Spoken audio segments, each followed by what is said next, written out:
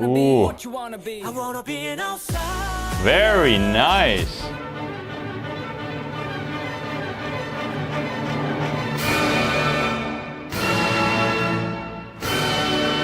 Before we start grooving our butts off listening to Outsider, we wanted to let you know that we were able to film and edit this video thanks to our Patreon. Since we are unable to monetize any of our React videos uploaded to this channel, it is our Patreon that provides us the funding to continue making our channel bigger and better. We have a lot of interesting and exclusive content uploaded to our Patreon, which includes uncut reactions to this song, reactions to Japanese releases, live stages, games, and more. Without further ado, let the groovin' and bumpin' begin. What's up? Hi guys. Hi. So you are now reacting to the boy group BTOB and 4 of the members from the group because the rest are in military service. This is their comeback called Outsider, and thank you to the producer, whoever wrote this in the description, but this is about the story of our life and how we get tired of repetitive daily life spinning like a wheel. In a world like this, sometimes we just want to be an outsider. So what they mean by outsider in this song is sometimes we just want to escape from the repetitive pattern of life and set ourselves free to be stronger and realize our self-worth. That's a good message. Because there are a lot of songs that already say that we are outsiders and we're trying to embrace that. But this one is about being stuck in as an insider and wanting to see something else. And using the word outsider is like flipping the meaning of it a little bit. Right. And I really dig that. It's really cool. The song is composed by Ryan S. Junn, Cameron Warren, Max Cook, and Sean Smith. All right. Okie dokie. Sweet. 3, 2, 1. Oh, that's a really cool feel. Got that cowbell going on the quarters. Oh. There's like kind of like a groveliness to his voice. Yeah. But then clarity as he ascends. Yeah.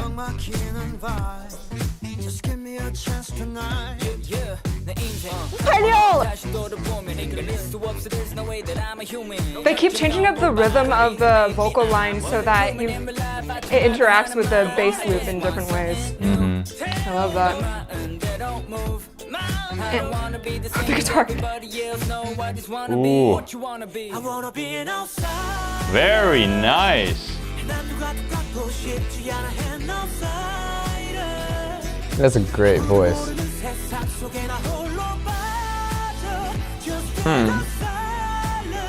Oh, yeah. I like a little bit of vibrato at the end of this. It's nice and free.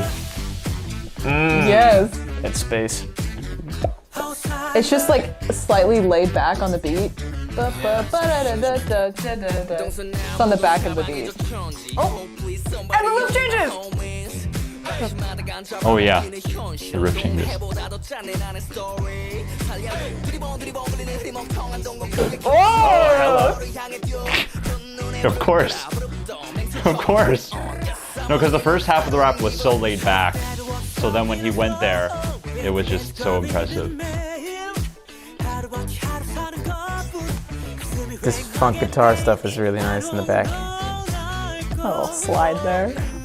Wow, that's good vocal control. Whoa. Whoa.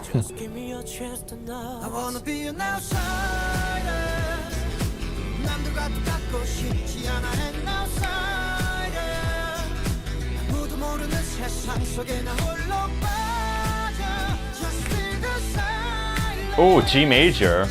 I don't know if that happened the first time. Oh, the harmony on that was crazy. I'm gonna have to go back to that. Oh. It's like Great Gatsby-esque. Yeah, that's a nod to the Great Gatsby. Bridge. Wow. I love the hits. That's a flat 2-to-1. That's a Brahmsian classical music technique. Oh, Dance break. Bridge and a dance break. Sexy. That muted bass guitar. Yes. Oh. Hello? The organ. It's getting. What? Oh my gosh. Whoa, whoa, whoa, whoa, whoa, whoa, whoa, whoa. is add in those cymbal crashes in the chorus to really make it washy, like open up that sound. There's like strings in the background, it's beautiful. This grooves so good. Slapped. Yo, that was hot. I love having Barry sax That was and hot. bass together doubling. That was Oh, it's hot. so I don't think good. I've heard that kind of sound before, or at least in a while. I haven't heard Barry sax in forever. Yeah, oh, man, that was like soulfully arousing. Like, I was, like, they were pretty, of course, but like, I was biting my bottom lip for the music. Like, that Barry sax line is so good. The sharp 6 in the sax riff is very sharp. Like, not like sharp, like, not like intonation. Da, dee, da, da. Oh.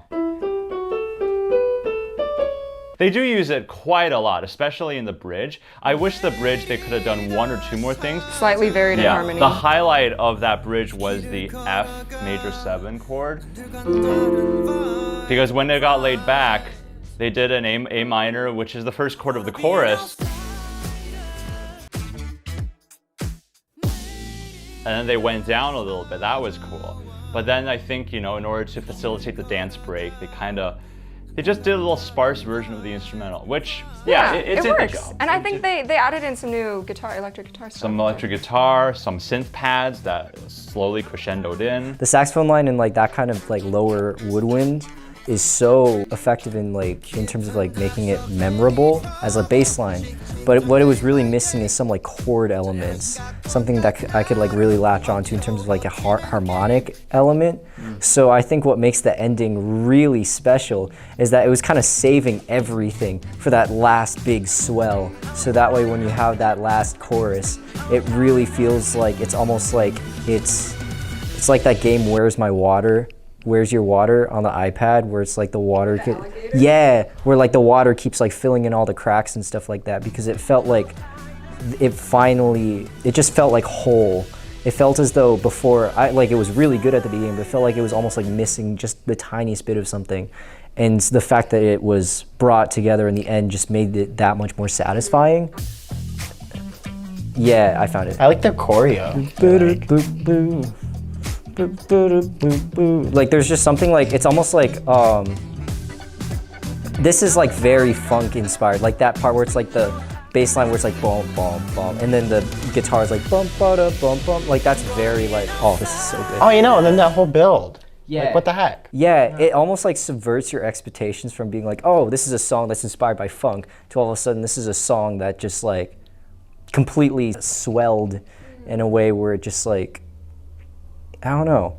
There's its own thing. Yeah, it became its own thing. I can't really like draw a comparison. They said, gotcha. They say, fooled ya. It was a prank all along. We took your water. Oh, honestly, I just love the verse, how freaking groovy it is. Yeah. Like how powerful like the bass synth and the Barry sax sound is. Like it's almost like there's a delay on the synth sound, so it even sounds more laid back. Like you can kind of like hear that little like bleeding into the next I love it when they note. utilize like being on the front or the back of beats. Like a good example of a song that does that is like Jacob Collier and Daniel Caesar. They're oh my god, what is it called? Oh yeah. Time All I Alone with Need. You. Time Alone with You. Yeah, no, Time Alone with You. Yeah. Like it's so backbeat. I love it when people do that because it makes it so much more interesting to listen to and so like groovy. Yeah, it's interesting because not many other reactors talked about the drums, so I'm glad you guys pointed that out. Well, like, I think the ideal thing for this genre is that you don't notice the drums. You just only feel like the groove, right? Because like, of course you want to notice like cool hi-hat patterns and stuff that's supposed to poke through. But if you're feeling good and not noticing the drums, that's how, like the engineers did their job. It's so full and just like, there's like those cool little like hi-hat things going on, and it's like the layers, and there's like a bunch of like distortion, like saturation going on. It just like sounds so full. So they're doing octaves for the bass, and then they're doing a third harmony on top. There's a hierarchy. So you have the melody, then you have the second loudest is the bass being in octaves, and the third loudest is the third above. and it's like perfect balance for your ears so that it's not overwhelming. So it's almost like a vocoder kind of sound where it's like just very, very smooth, very smooth harmony. In jazz, I'm not a jazzer, but in jazz, 2-5-1. This is the most prominent chord progression and the one where everyone gets creative with. Because one of the ways you can do it, and Brahms loved to do it especially, is to change the 5 into a flat 2. So we have the 2, and then we have the famously used in the 4th movement of his 4th symphony, which is actually in the same key of this song, which is why it hit.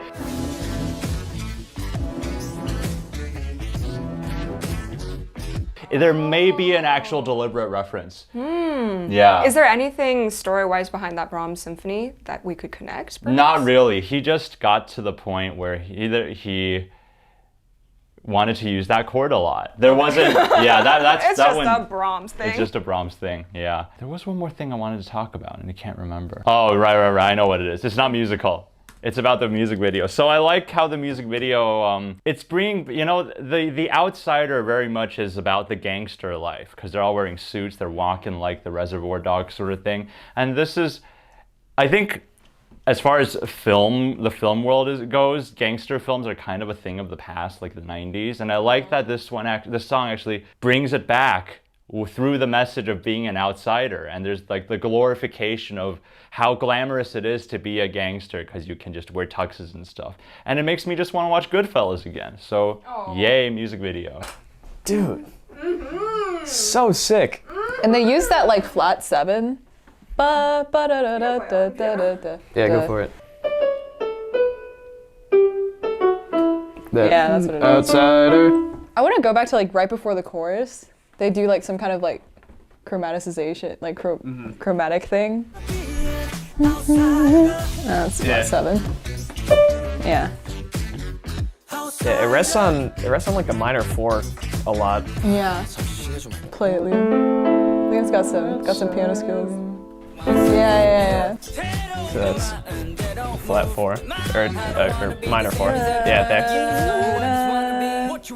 So. Is it flat 5? Yeah. Yeah, like that leading tone to 5. And that's pretty common, like in music, to like do an applied chord into 5 and then go to 1. So makes sense. Works really well. Sounds great. And like everything was so nasty too. It was just nasty. Like I was shaking my head the whole damn time. Just crunchy sounds. Yeah. Yeah, when it started, I was like, the bass is so good. The percussion is so good. That Barry sax is so good. I mean, yeah, of course, not to mention their singing, but also like. Besides the point. No, their singing was so. I mean, I think they had a really good control over their vocal range. Nothing seemed super strained. Like they had a clean on some of the sustained notes. They freely opened up into vibrato to end that out. I like that choice. It just shows me a lot of easing of any tension, and that they have like 3 voices, which lets you focus more on their choices rather than as a singer, at least as a classically trained singer. It helps me to focus more on like their choices rather than thinking, oh, is that healthy? Which I shouldn't really think all the time too, but it is in the back of my head.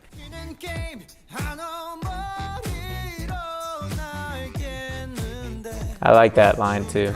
I love how it started off with like a little bit of legato and then he just went totally into slurs in the beginning. I think that caught my interest, and then I was like, this is gonna be a good song. I liked the contrast of voices. In the beginning, it was kind of a little vocal constriction, a little growling going on, but I appreciated it. It was a nice growl. And then when the rapping kicked in, it was much more core in the sound, actually, believe it or not. And then there was a moment, I think we were talking, but he's on the roof, be careful. Don't fall. I really like what they're doing. If we weren't talking, we probably would have heard it better, but there was very fast rapping. Yeah. And it passes you by very quickly, and I like that. It made me feel things again. And then of course that rap verse, like he's just, you know, he's flowing like, yeah, like cool pipes, bro.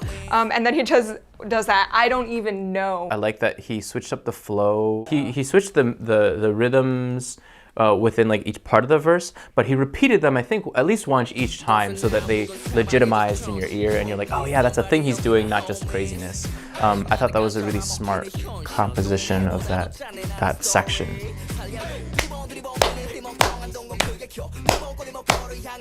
I think what also digga digga digga digga, and then they added in several other voices with it. So while we had his voice, you know, earlier in the rap verse, it was just him and his inflection, and then at this part they bring in one or two other voices. I mean, it's himself doubling himself, but they're at different pitches, and so yeah, I like how that developed. I like that too. I think this song is one where I can imagine the composers, you know, they take consideration of the rap verse, they take into consideration of the swanky vibe. I feel like they changed the BPM until it's absolutely perfect. Oh, yeah.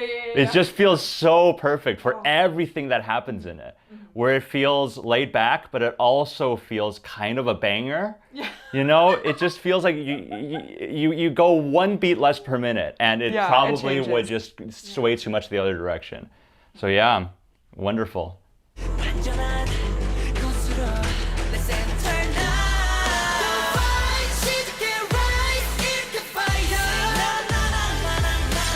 Are those zombies? Oh, now he's a zombie. That's how it works. Oh. If they bite you. Okay. So I probably shouldn't get bitten by a zombie then.